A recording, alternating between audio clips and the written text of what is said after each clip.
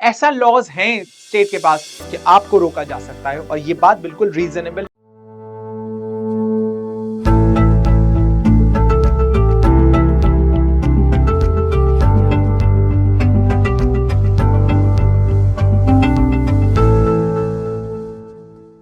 So hello and welcome to another lecture, and this lecture's topic is freedom of speech. Freedom of speech and expression, very interesting and a very dynamic topic क्योंकि ये हमेशा ही relevant रहता है। आप किसी भी phase को उठा के देखेंगे अपनी हिस्ट्री के, वहां पे फ्रीडम ऑफ स्पीच की सबसे ज्यादा लड़ाई रही है। अगर आप किसी ऑपरेसिव गवर्नमेंट में के खिलाफ प्रोटेस्ट कर रहे हैं तो वो गवर्नमेंट आपके प्रोटेस्ट को ऑपरेस करने की और सप्रेस करने की कोशिश जरूर करेगी। This is a direct attack on freedom of speech and expression. Freedom of speech and expression democracy का एक बहुत अहम हिस्सा, जिसकी वजह से डेमोक्रेसी डेमोक्रेसी होती है, लोकतंत्र लोकतंत्र होता है, वो freedom of speech and expression है। अगर एक इंडिविजुअल के पास, एक सिटीजन के पास, एक नागरिक के पास बोलने की आजादी नहीं है तो फिर लोकतंत्र मर चुका है। ओके, अब हमारे कॉन्स्टिट्यूशन में ये आर्टिकल 19 में है, यूडीएचआर में, universal declaration of human rights, जो कि इंटरनेशनल कॉन्स्टिट्यूशन है, यूनाइटेड नेशंस का कॉन्स्टिट्यूशन है, वहां पर भी freedom of speech and expression अलग से दिया हुआ है। Freedom of speech and expression एक international and national fundamental right है, and under the Indian Constitution, it is one of those rights, which is one of those articles, Article 19, that that is said to run like a golden thread across the fabric of the Constitution. Okay, so freedom of speech and expression, Article 19(1)(a), it says that all citizens shall have the right to freedom of speech and expression. It is a fundamental right that enables every citizen of India to express their thoughts, beliefs, opinions and ideas. Okay, बहुत सारे आप हम अपने ख्यालात रख सकते हैं। अभी जैसे वक्फ अमेंडमेंट बिल के ऊपर सब अपने अपने नजरियात पेश कर रहे हैं, अपने अपनी ओपिनियंस रख रहे हैं, उनको ईमेल्स, ज्वाइंट पार्लियामेंट्री कमेटी को ईमेल्स कर रहे हैं। ये क्या है? ये एक ओपिनियन रख रहे हैं ना, हमारे पास फ्रीडम ऑफ स्पीच है, हम तभी तो बात अपनी कह पा रहे हैं। चाहे वो किसी भी मीडियम से कहें, ईमेल के थ्रू कहें, प्रोटेस्ट के थ्रू कहें, न्यूज चैनल पर आके कहें, अखबार में आर्टिकल लिख के कहें, इंटरव्यू दे के कहें, कुछ भी कर सकते हैं, अपने सोशल मीडिया का प्लेटफॉर्म यूज कर सकते हैं, वहां पर भी हमारा freedom of speech and expression है। ये जो freedom of speech and expression है, यही लोकतंत्र का सबसे अहम हिस्सा है। ओके, अब इंपॉर्टेंट बात यहां पर यह है कि यहां पर सिर्फ एक इंडिविजुअल फ्रीडम की बात नहीं है, बल्कि यहां पर इंडिविजुअल फ्रीडम के साथ साथ बड़ी बड़ी ऑर्गेनाइजेशंस और बड़े बड़े newspaper industry, print media, electronic media, digital media, social media platforms, films and televisions, ये सब एक मीडियम ऑफ एक्सप्रेशन है। हो सकता है मैं कोई फिल्म बनाऊं और गवर्नमेंट के ऊपर टिप्पणी करूं, हो सकता है कि मेरी जो फिल्म हो वो सार्कास्टिक हो। ओके, हो सकता है मेरी जो फिल्म हो वो एक अटैक हो गवर्नमेंट पॉलिसीज के ऊपर, तो मैं डॉक्यूमेंट्री बना रहा हूं या मैं कोई फिल्म बना रहा हूं। ओके, सीबीएफसी से बाकायदा सर्टिफिकेट लेके मैं फिल्म बना रहा हूं। इसका मतलब क्या है कि सारा मीडिया लॉ, चाहे फिल्म्स एंड टेलीविजन हो, चाहे न्यूज ऑर्गेनाइजेशंस हो, चाहे प्रिंट इंडस्ट्री हो, चाहे सोशल मीडिया प्लेटफॉर्म्स हो, चाहे ओटीटी प्लेटफॉर्म्स हो, नेटफ्लिक्स, अमेजॉन प्राइम, कुछ भी वेब सीरीज बन रही हो, कोई भी फिल्म बन रही हो, बड़े स्क्रीन पर बन रही हो, टीवी सीरियल बन रहा हो, वेब सीरीज बन रही हो, सोशल मीडिया हो, कुछ भी हो, सारे के सारे freedom of speech and expression की पावर कहां से आ रही है? 19(1)(a) से आ रही है। So 19(1)(a) is said to be the fountainhead of media law. Fountainhead of media law, हर तरह की आजादी जो है वो 19(1)(a) में है, freedom of speech and expression की। अच्छा, एक बात और क्लियर कर दूं, freedom of speech and expression में क्या सिर्फ बोलने की आजादी है? नहीं, that is not the correct way to explain. बोलना तो क्या किंगशिप पहले थी? क्या पहले मोनार्की में या डिक्टेटरशिप में लोग बोलते नहीं थे क्या मुंह से? लोग बोलते थे। सच बोलने की आजादी, हक बात बोलने की आजादी, that is where lies the real freedom of speech and expression. बोलना इज नॉट इंपॉर्टेंट, सही बात बोलना is important. That is where lies the freedom of speech and expression. इसीलिए हजरत अली इब्न अबी तालिब अलैहिस्सलाम has said that real freedom of speech lies in speaking the truth, whatever it is. The real freedom of speech lies in speaking the truth. हमेशा truth बोलना चाहिए, सच बोलना चाहिए, वही real freedom of speech and expression है. Monarchy में कितना भी जालिम बादशाह हो, कितना भी ऑप्रेसिव किंग हो, और हम उसकी तारीफ करते रहें, डिक्टेटरशिप में कितना भी ऑप्रेसिव रेजिम हो, हम उसकी तारीफ करते रहें, क्यों? अंडर प्रेशर आके. तो बोल तो रहे हैं ना, बट हम सच नहीं बोल रहे हैं, हम अपनी मर्जी से अपनी ओपिनियन नहीं रख रहे हैं. So that is not freedom of speech and expression. See, अगर गवर्नमेंट की पॉलिसीज आपको अच्छी नहीं लग रही हैं, गवर्नमेंट का स्टाइल ऑफ एडमिनिस्ट्रेशन आपको अच्छा नहीं लग रहा है, तो you can protest, you can use your freedom of speech and expression. Singing along the tunes of the government is not freedom of speech. Singing against the tunes of the government is real freedom of speech and expression. Okay. So मैंने आपको दो बातें बताई कि freedom of speech and expression असल में क्या है, और ये खाली सिर्फ इंडिविजुअल फ्रीडम की नहीं है, बल्कि पूरा media law, films and television और न्यूज एंड प्रिंट इंडस्ट्री, सब कुछ यहां से फाउंटेन हेड है, ये उसका सब कुछ यहीं से निकल रहा है. अब देखिए, कोई भी फ्रीडम आपकी, कोई भी फ्रीडम एब्सोल्यूट नहीं होती, हो भी नहीं, हो ना, होनी चाहिए ना, हो सकती है, पॉसिबल नहीं. आपका राइट टू लाइफ भी एब्सोल्यूट राइट नहीं है, क्योंकि स्टेट उसे भी ले सकती है after following the procedure established by law. क्या स्टेट लेती नहीं है, फांसी पे नहीं चढ़ाती है? क्या जेल में नहीं बंद करती है? पर्सनल लिबर्टी नहीं खत्म करती है? Procedure established by law. तो आपका कोई भी राइट एब्सोल्यूट नहीं है, ना वो हो सकता है, ना वो नेचुरली पॉसिबल नहीं है कि आपका कोई भी राइट एब्सोल्यूट हो. कोई भी राइट आपका एब्सोल्यूट नहीं है. लेकिन real freedom of speech and expression में भी आपके ऊपर कुछ रिस्ट्रिक्शंस हैं जो कि बहुत जेन्युइन है, रीजनेबल है, इसीलिए उनको रीजनेबल रिस्ट्रिक्शंस कहा जाता है. आर्टिकल 19(1)(a) में the citizen shall have the right to freedom of speech and expression है. अब हम आर्टिकल 19(2) में ये भी देखते हैं कि यहां पर कुछ रीजनेबल रेस्ट्रिक्शंस हैं जो कि आपकी freedom of speech and expression के ऊपर लगाए गए हैं. ओके, रीजंस देखिए. Only Indian citizens have the right to freedom of speech and expression. ये एनी पर्सन के लिए नहीं. आर्टिकल 14 एनी पर्सन के लिए, the state shall not deny to any person equality before law, the equal protection of laws. Okay. Article 21 is for any person. No person shall be deprived of his life or personal liberty except according to the procedure established by law.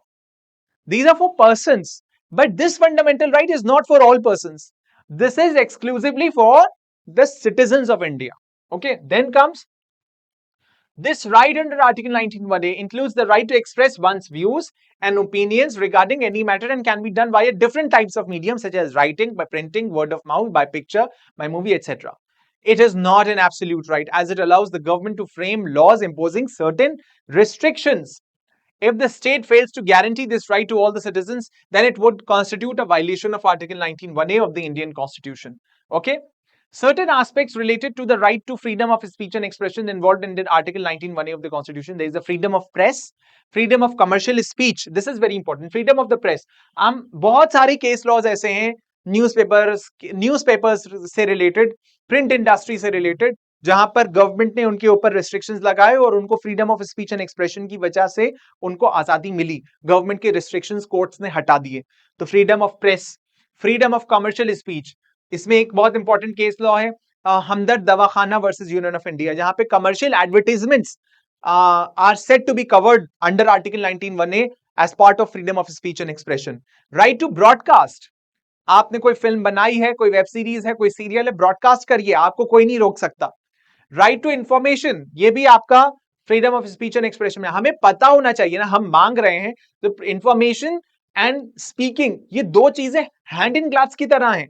बगैर information के हम बोल नहीं सकते, ठीक है, और ना बगैर इंफॉर्मेशन के जब तक हम बोलेंगे नहीं तब तक सामने वाले को इंफॉर्मेशन नहीं होगी. तो हैंड इन ग्लव्स है ये तो. इंफॉर्मेशन.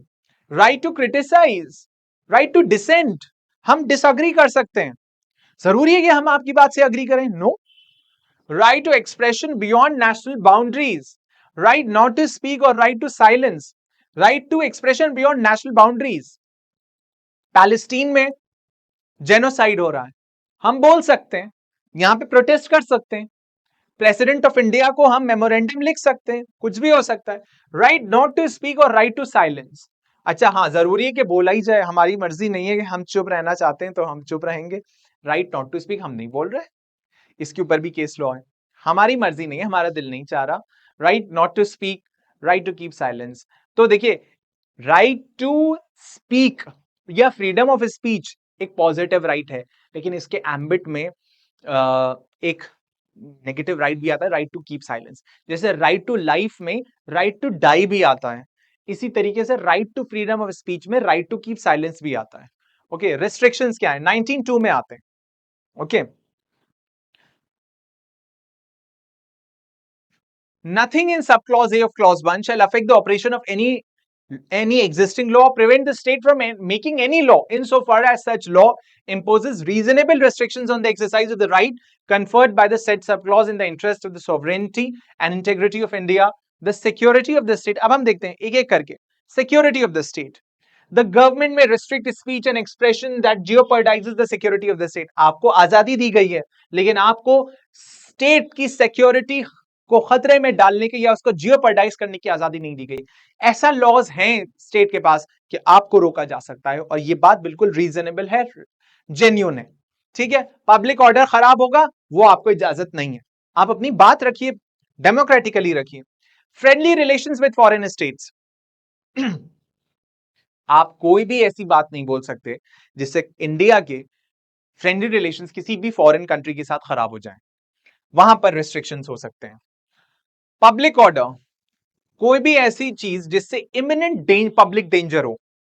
अभी मैंने कोई भड़काऊ भाषण दिया, स्पीच, और फौरन दंगा शुरू हो गया, पब्लिक ऑर्डर के खिलाफ है।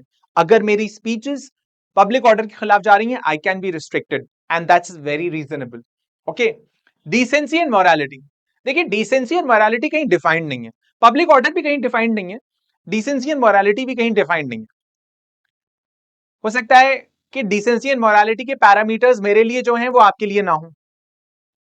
ओके, जो मेरे लिए हैं वो आपके लिए ना हो, जो आपके लिए वो मेरे लिए ना हो।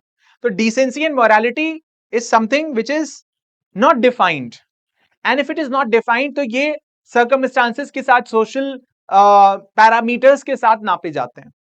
फिल्म्स एंड टेलीविजन में फिल्मों को पहले डिसेंसी एंड मोरालिटी के ग्राउंड पर रोका जाता था। सीबीएफसी पहले बहुत सारे सीन्स को डिलीट करवाती थी या अमेंड करवाती थी, या फिल्मों को सर्टिफिकेट देने से इनकार कर देती थी क्योंकि उन फिल्मों में ऑब्जेक्शनेबल सीन्स होते थे। लेकिन अब वही सीबीएफसी, वही सेंसर बोर्ड ऐसे सेंसुअल सीन्स को भी अलाउ कर देता है। क्यों? क्योंकि आजकल के सर्कमस्टांसेस अलग हैं। पहले जो डिसेंसी एंड मोरालिटी के पैरामीटर्स थे वो अब एग्जिस्ट नहीं करते, अब दूसरे पैरामीटर्स हैं। अब हर चीज खुल के दिखाई जाती है फिल्म्स एंड टेलीविजन में। Decency and morality changes with time, social parameters change होते हैं, और कोई भी ऑब्सिनिटी, वैसे भी यहां पर कोई भी ऑब्सिनिटी जो है वो यहां पर रिस्ट्रिक्टेड है, क्योंकि आईपीसी में अब तो नया लॉ आ गया। आईपीसी में ऑलरेडी 292, 293 एंड 294 में कोई भी ऑब्सिनिटी, स्पीच और expression that is considered vulgar, obscene or offensive, especially in public places, may be subject to limitations to uphold societal standards. कोई भी ऐसी पेंटिंग, पिक्चर्स, ये भी एक्सप्रेशन है ना, freedom of speech and expression, medium of expression है, तो यहां पर भी इस चीज को रिस्ट्रिक्ट किया जा सकता है। Contempt of court, contempt of courts act 1971, दो टाइप के कंटेम्प्ट्स होते हैं, सिविल एंड क्रिमिनल। सिविल में गवर्नमेंट कोर्ट ने आपको एक ऑर्डर दिया, कुछ करने को आप नहीं कर रहे, आप सिविल कंटेम्प्ट कर रहे हैं। क्रिमिनल इज कि आपने कोई अभद्र टिप्पणी कर दी कोर्ट के खिलाफ जिससे उसकी डिग्निटी हैम्पर हुई है। ओके, उसको डिसग्रेस किया है आपने कोर्ट को या जजेस को। You can criticise the judgements of the Supreme Court in a very decent and sophisticated manner.